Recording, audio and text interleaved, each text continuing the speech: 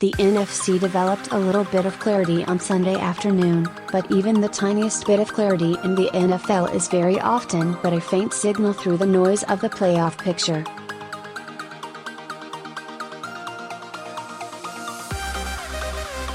Put more simply, Case Keenum and Drew Brees led their respective teams to crucial victories against other quality NFC opponents, establishing themselves among the cream of the crop in a very difficult conference.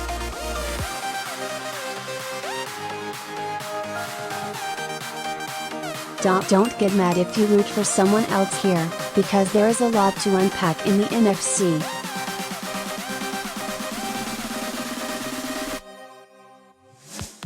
But to the initial point, the Vikings and Saints both look fully capable of running the table against anyone in the conference.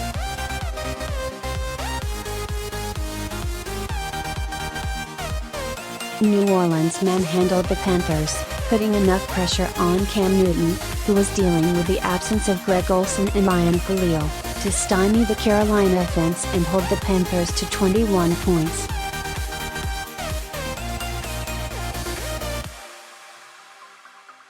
Once again, though, it was the running game for the Saints that continued to flourish.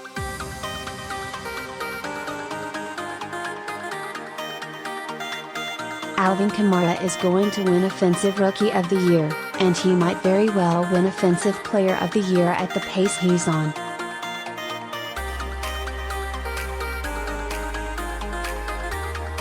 The rookie running back crossed the 600-yard threshold in both rushing and receiving yards on Sunday, joining Charlie Taylor, 1964, and Billy Sims, 1980, as the only rookie running backs to do so, ever.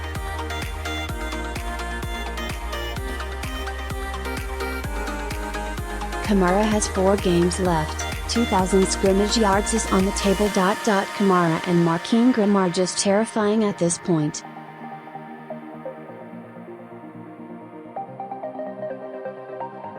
They have combined for more than 200 scrimmage yards in 5 straight games. The running back duo is so versatile, so complementary and so difficult to stop.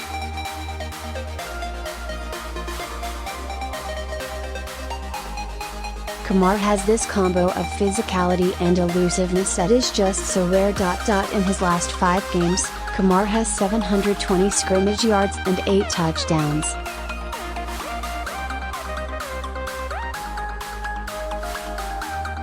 He's dragging fantasy football owners into the playoffs, and he's turned the Saints into ground attack team with ample explosion.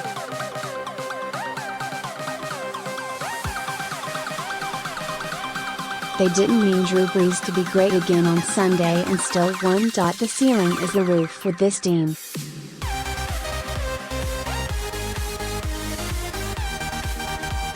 The Vikings are a delightful juxtaposition because they are not winning despite their Hall of Fame quarterback, they are winning because their journeyman quarterback is playing at an elite level.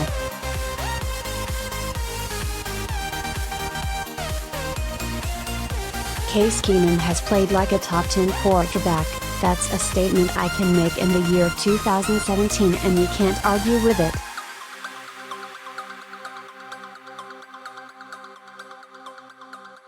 Over the course of the full season, you cannot find 9 guys who have played better than Keenum.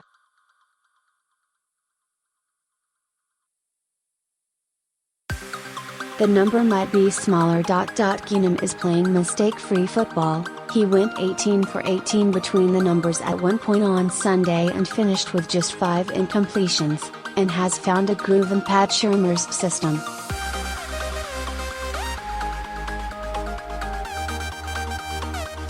He has a surprising amount of pocket mobility, manages to keep his eyes down the field, and has continually been able to find receivers when the play breaks down.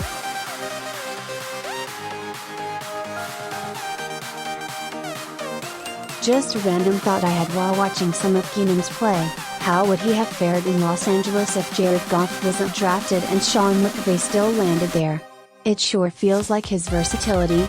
He has played in a number of different schemes, and skill set would work just fine in a system that's causing Goff to thrive right now.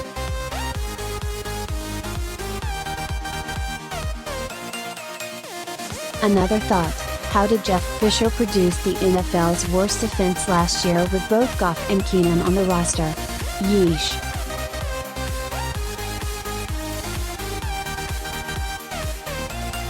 At any rate, the Vikings are going to head into Charlotte to play the Panthers as a favorite after being an underdog against Atlanta.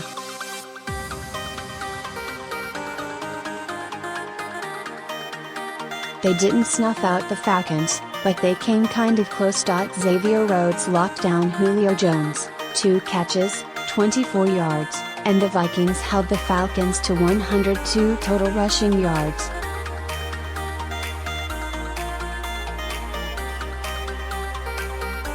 Minnesota probably is not going to win in a massive shootout with anyone, but that's not how this team is built.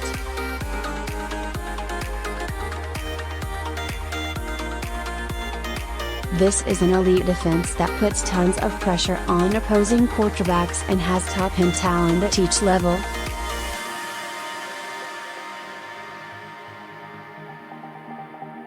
The Vikings are, after the Eagles lost to the Seahawks in Seattle on Sunday night, the new no.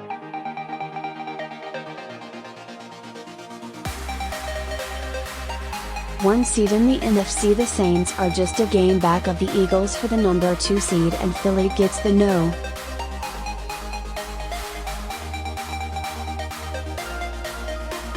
Three seed Rams, who are also a part of this discussion, no one's ignoring them. They just bludgeoned Blaine Gabbert and the Cardinals on Sunday, which is a little less impressive, next week.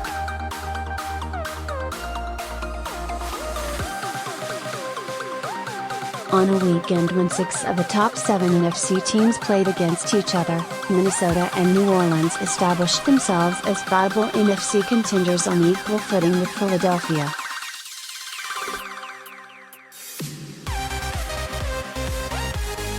This is a powerhouse conference. The other winners. It would be negligent to point out the Saints and Vikings victories and not point out that they helped other teams as well.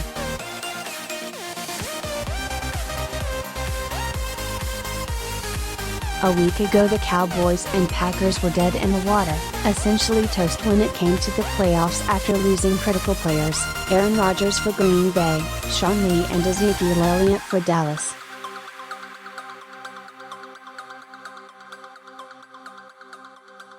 Thanksgiving weekend saw brutal losses for each team. Fast forward to week 13 and the top end of the conference helps change the way things are shaking out.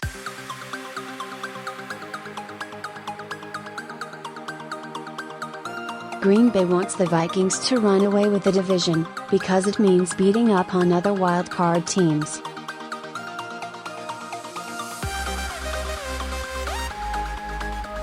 Atlanta and Carolina losing keeps both the Cowboys and Packers very much in the hunt.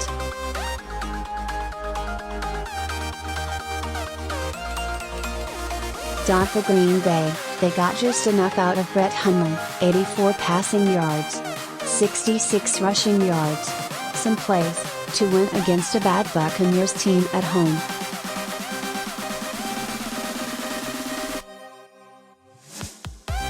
This is not about dominating teams, it is about beating the Bucs and Browns until Aaron Rodgers is eligible to return in Week 15.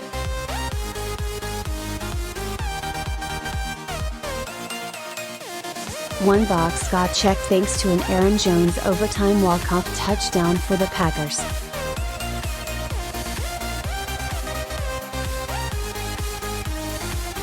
Between Jones and Jamal Williams, the rushing attack for the Packers is going to give people some fits when they get Rodgers back.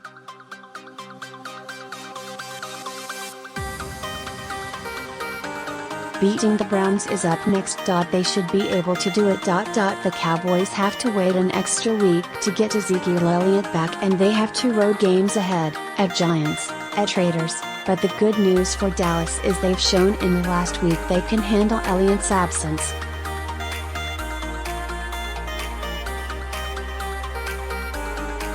Alfred Morris stormed through the Redskins on Thursday night. He should be in for big games against the Giants and Raiders if Tyron Smith is healthy and the offensive line is clicking.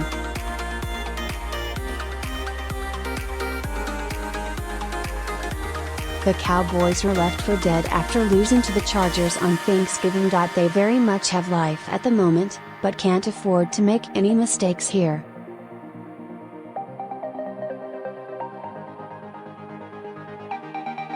This is not my beautiful house. How did Andy Reid get here?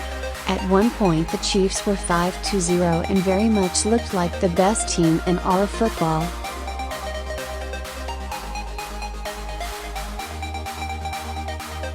They were steamrolling people. Now, they have not won a football game since Halloween.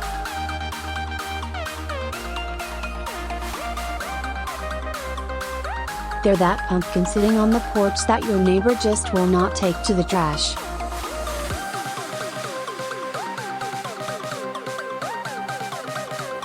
Reid tried to fix things on Sunday, giving up play calling duties to Matt Nagy. The Chiefs responded in impressive offensive fashion, lobbing up 31 points.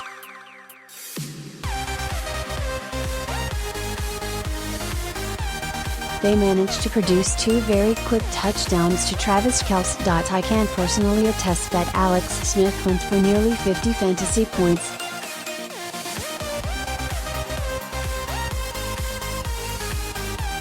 He had 4 passing touchdowns and 70 rushing yards, the latter on a single play, without even scoring a touchdown.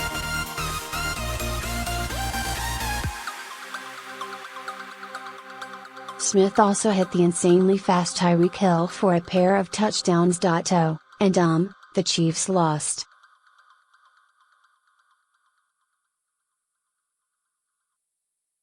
They started 5-0 and are on a 1-6 nightmare streak, with their last win coming against the lowly Broncos on October 30th.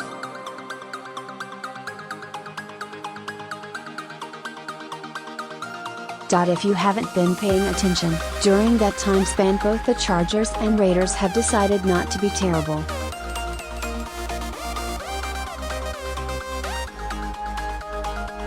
In fact, the Chargers have been quite good.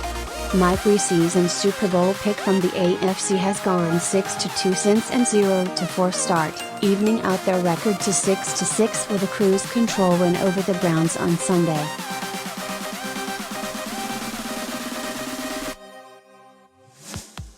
The Chiefs hold the tiebreaker in a three-way scenario thanks to division record, 2-1 versus 2-2 for the Raiders and Chargers, but it's hard to believe the Chiefs are favorites, even with their offensive ability.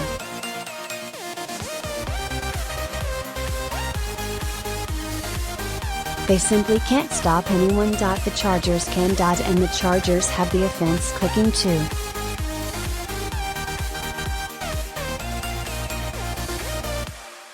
Philip Rivers is creeping on this MVP conversation. If the Bolts run the table to finish 10-6 and make the playoffs, and he pours it on in terms of statistical production, he's at least going to get mentioned with the top flight candidates.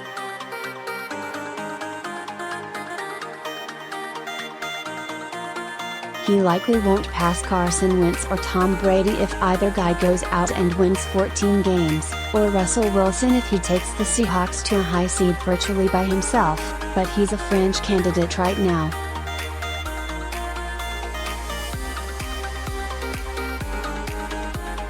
Keenan Allen is balling out. He's the first player in NFL history with 10 catches, 100 receiving yards and a receiving touchdown in 3 straight games.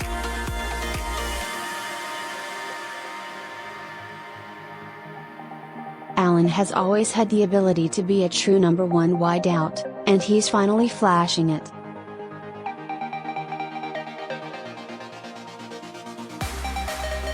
The Raiders and Chiefs play next week, while the Chargers get the Redskins at home.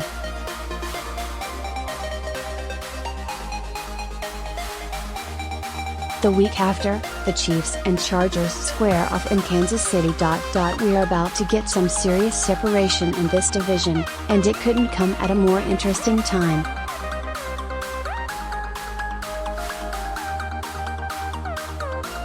The Ravens have moved to 7-5 and have firm control of the number 6 seed. They get the Steelers on the road next week, but close against the Browns, Colts, and Bengals.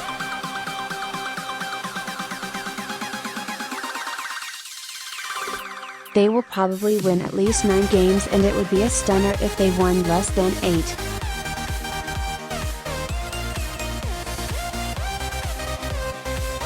Suddenly, with the Titans and Jaguars already at 8 wins, the AFC West is probably only getting a single team into the playoffs, via the no.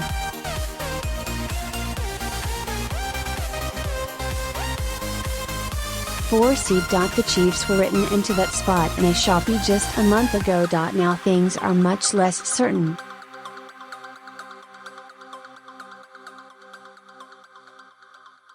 I would make the Chargers the favorites the way they're playing now, but who knows if they can manage to press their luck down the stretch without screwing things up.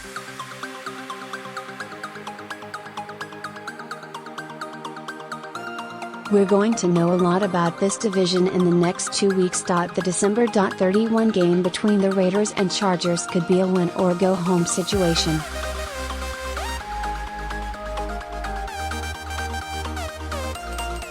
What was once a miserable division is suddenly a thriller. Some odd coaching decisions.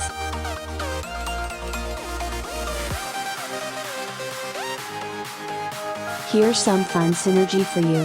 Former Broncos coach John Fox did an odd thing late in the game for the Bears.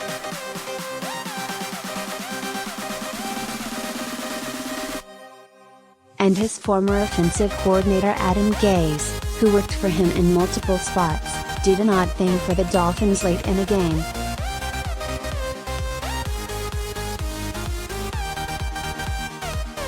Neither has anything to do with each other, and the motivation for the two plays is totally different, but I found the connective tissue kind of interesting, or at least interesting enough to lump together.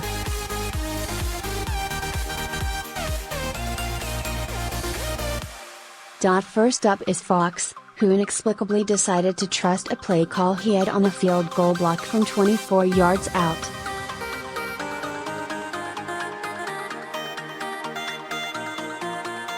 With 1:40 left on the clock and the 49ers holding a first and goal, San Francisco aggressively ran Carlos Hyde up the middle.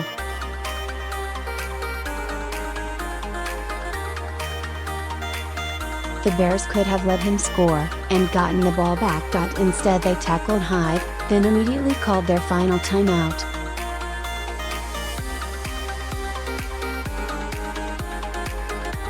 They tackled Hyde again on the next play, which meant the 49ers could take a knee at 50 seconds and melt the clock down to under 10 seconds before kicking a chip shot field goal.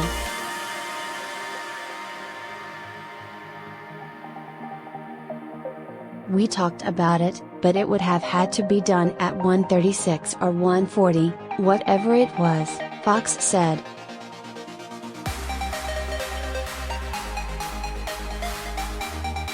We felt good about the block we had on the potential field goal. Neither one of those are great options at the 5 and 4 yard lines.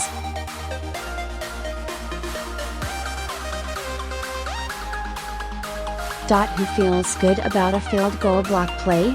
Just say you didn't trust your offense to go 80 yards in 1:30, or something slightly more reasonable.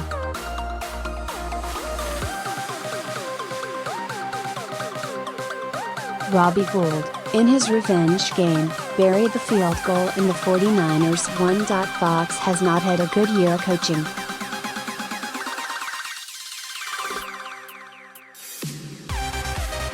Gaze's motives were perhaps more sinister.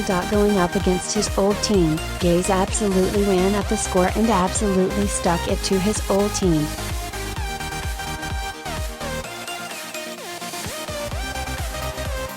With just over 10 minutes left and the Dolphins rolling the Broncos 33-9, Gaze called for an onside kick.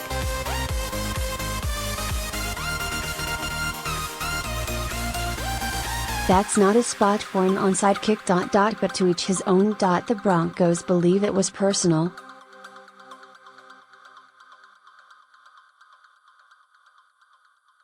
Unfortunately for the Broncos, they didn't get embarrassed. Maybe Gaze did it on purpose, with the intent of humiliating his old team and his old players.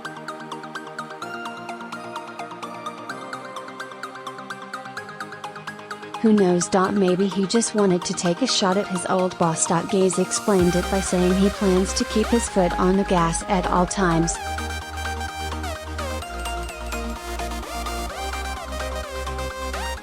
It's 60 minutes. I'm not going to slow down. I don't care what the score is, Gaze explained.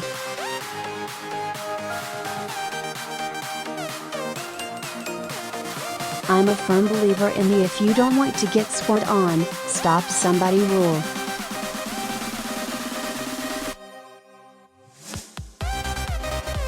But this feels a lot like one of those situations where you play a random kid in Madden and he's just piling on, leaving you throwing the controller.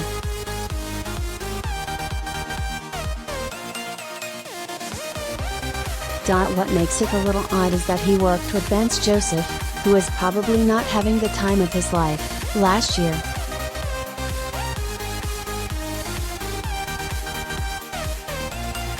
Whatever. These beefs make football way more fun. Suspend the big guy. I love Rob Gronkowski as much as the next guy, but the NFL absolutely has to suspend him for his dirty hit on Bills rookie cornerback Tre'Davious White.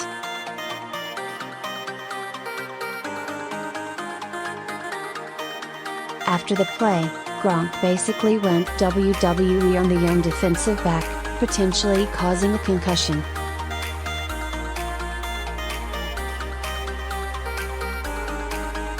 It was inexplicable. Gronk, for his part, apologized after the game repeatedly. But he also added that it was out of frustration, because he was not drawing flags.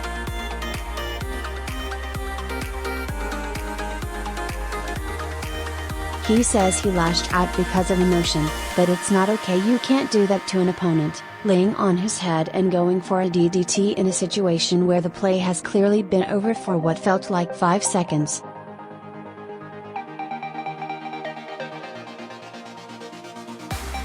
Bill Belichick was embarrassed enough by the move that he apologized to Sean McDermott after the game.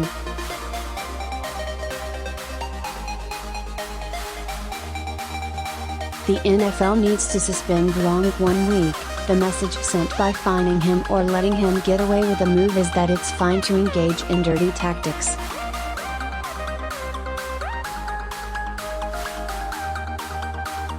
The fact that Gronk wasn't ejected is mind-boggling. The guys in New York handling replay are just spinning the wheel at this point and guessing.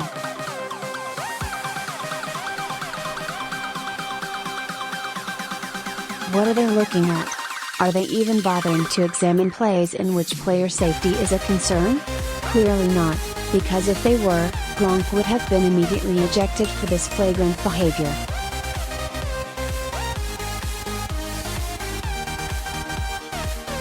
Not circling back and suspending him in this case would be a major disappointment if the goal is, indeed, player safety.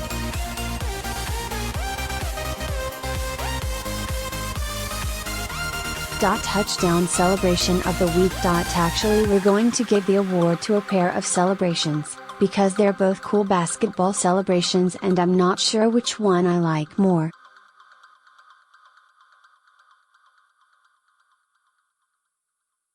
The Jaguars' decision to shoot free throws was so well planned. What with the guys lining the lane and the excellent shot actually going through.